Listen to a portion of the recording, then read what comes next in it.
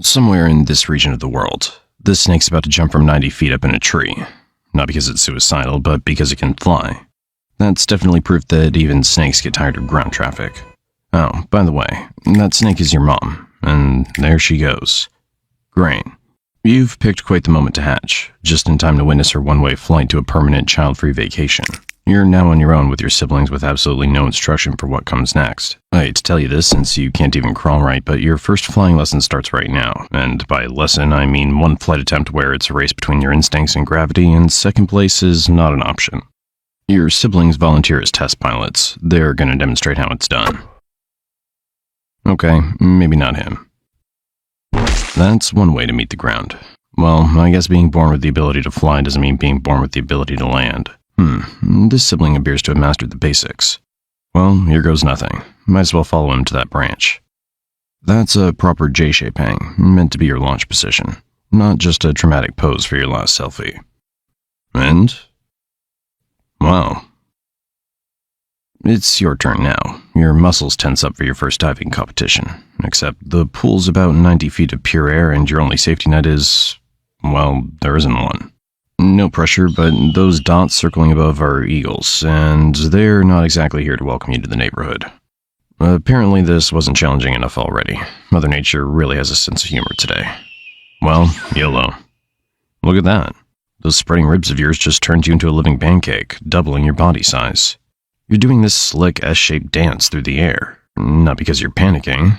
Okay, maybe a little, but... Oof, that was close. As I was saying before we were so rudely interrupted, those side-to-side movements aren't just for dodging your responsibilities. You're basically swimming through the air to keep your stability and precisely change direction to dodge predators and obstacles. Physics is wild. Your body instinctively starts to slow down as you approach your target branch. Good thing, because this landing needs to be more calculated than a pro chess move. Except checkmate here means death. Congratulations, you didn't die. So far. But let's rewind about 20 million years to see how we got here. Your great-great times a million grandparents weren't exactly the aerial acrobats you are today. Back then, life was simple. Climb trees, eat stuff, try not to become stuff that gets eaten. When they needed to move between trees, they had two options. Take the long way around or experience the excitement of falling and see what happens. The ground wasn't any friendlier back then. Monitor lizards have been running the same all-you-can-eat buffet for millions of years. At some point, some of your ancestors got creative during their falls. Most of the time it didn't work, but sometimes they got results. The ones who figured out this trick had a slightly better chance of not becoming lunch, and that's where your genes were starting to take notes. Fast forward through a few million years of trial and error, and your ancestors' ribs started spreading wider, and their scales got more flexible, and their bodies learned that sweet S-shaped wiggle. Somewhere between 10 and 5 million years ago, these evolutionary happy accidents became the family business. Those who couldn't spread their ribs got their branch of the family tree pruned, while the ones who mastered the art of not dying kept passing on their genes to the next generation. So here you are, millions of years of evolution compressed into one sleek aerodynamic package. Time for you to discover that genetic heritage that those countless ancestors fought so hard to pass down to you. Life up here follows one simple rule. The ground is lava. Monitor lizards, civets, and larger snakes patrol below. They play a fun game called Catch the Falling Snake, so landing there is... Actually, better not to think about this for now. Let's be honest, your first few flights are pure chaos theory in action. Near misses, accidental successes, and definitely some moments that would have gone viral if snakes had smartphones. Which, they don't. Each landing teaches you something new, like how to read the wind and where to aim your next jump. Everyone else sees trees. Flying snakes see a network of highways where every branch is an exit and every gap is an express lane. The higher the branch, the better the spot, at least according to your current real estate checklist. Though, unlike real estate agents, your competitors are perfectly fine with eating you if you get too close to their property. And up here, every promising branch could hide a hungry predator, so you always have to stay alert. After all this aerial acrobatics, you're getting hungry. Let's see what's on the menu. Tree-dwelling lizards, frogs, insects. Sadly, your Uber Eats driver gave up after seeing the 90-foot climb. Looks like you'll have to master the art of self-service. Look at that, your first potential snack. This is your chance.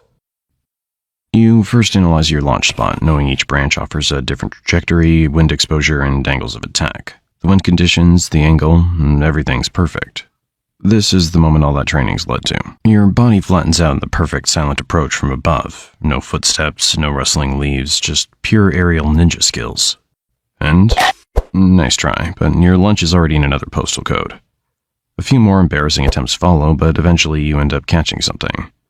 It's not much, but it'll do. Time to get back to premium branch hunting, because the forest's hottest listings don't stay vacant for long. Look who else picked the same branch. Wait, oh, that's your sibling from this morning.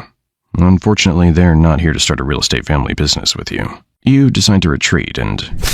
Okay, time to update the checklist. Who would have thought being a coward would save your life? You go and pick that spot instead for your next adventure. However, something doesn't feel right. But what? Yeah, right. Gravity. You know what touching the ground means. Too bad it looks like this is where your story ends. Wait. Apparently you're so tiny that this giant thought you were just another fallen branch. Remember, you're currently barely 10 inches long, and... Time to get the hell out of here. Your body instinctively knows what to do. Grip the bark with your belly, arch forward, anchor your rear, repeat. Look at you go, riding those microscopic ridges all the way up. Much safer up here. Lucky you, no predator was nearby to witness your mistake. The view's way better from this height. As weeks pass, your routine consists of hunting during the day and cozying up in tree hollows during the night. Each season brings different winds, and you've learned to adjust your flight patterns accordingly. 2 years later, you've turned into a fully grown adult flying snake. You're now 40 inches long and have upgraded your diet, from whatever crawls slowest to premium aerial delicacy. Not only that, but you can now glide up to 330 feet in optimal conditions. For every story you drop, you're covering 3 stories forward, outpacing many winged flyers in pure glide efficiency. However, among flying snakes, the air highway system follows strict rules you know nothing about so far. Your species isn't exactly territorial, but you've learned the hard way that better launch spots aren't just for convenience. Your life literally depends on it. And up here, the neighbors aren't friendly. Other flying snakes want the same prime spots, and they're not interested in sharing.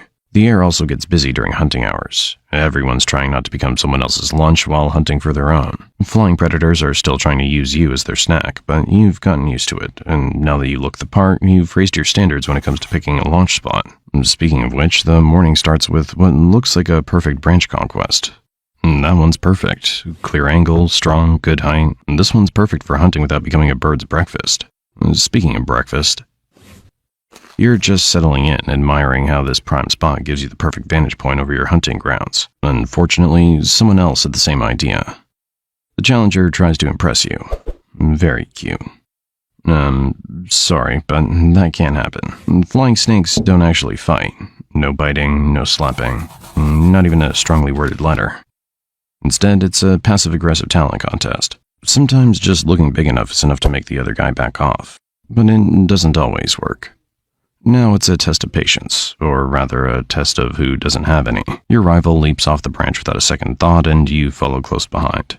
Your speed through the air matches his reckless start with a measured, controlled glide. You show off your flying skills. If you're wondering if flying snakes actually do that, they don't. But it made you look good. As you two approach the target, one problem arises. 2 snakes, 1 branch. The rival hesitates for just a second, and that's all it takes.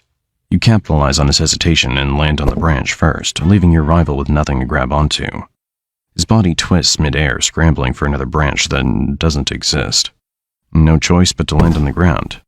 You both know what that means. Your new branch becomes your watchtower. Hours pass while you remain perfectly still, your body curved against the bark. Even the most eagle-eyed predators can't spot you when you're in stealth mode. After what feels like an eternity of cosplaying as a branch, your body readies itself for that perfect moment to strike. But sometimes, dinner has other plans. 3 years of this aerial lifestyle and you've mastered every trick in the book. Or so you thought. Surviving this far comes with a perk. Mating season's arrived, and those gliding skills are about to come in handy. Speaking of which, there she is. A female paradise-flying snake, casually draped over a branch like she's posing for Snake Vogue. But not so fast. You've got some competition. Like everything else in a flying snake's life, violence is not an option. Instead of engaging in brutal fights, you'll compete through displays of agility to impress the female. The goal is to discourage rivals under the silent judgment of the female who might not even stick around for the whole performance. One by one, males show off their best aerial skills. It's your turn. You spread those ribs, making yourself look like a flying carpet that has ambition. The key is competence, or at least faking it till you make it. Finally, after what feels like an eternity of aerial performances, she makes her choice. It's not you. Off they go to their love nest. Sorry, bud. But wait, it's not over. You've caught another female's attention. That's the good part of being polygamous. The female doesn't matter since you'll mate with many of them anyway. 15 minutes later, your genes are secured, so you do exactly what any responsible flying snake soon-to-be father would do. Absolutely nothing and leave. But let's assume you're a female instead of a male. You're on your own now for the next 3 months of carrying the next generation of aerial acrobats. During this very vulnerable period where your entire genetic legacy is at stake, you have a brilliant survival strategy planned, maintaining your daily near-death experiences. You actually keep your normal routine as if nothing happened, hunting, basking, and moving through the canopy while avoiding predators. Hopefully, 3 months later, you're still alive and your 12 eggs are fully mature. So you start scouting for a safe and hidden spot. This place is perfect.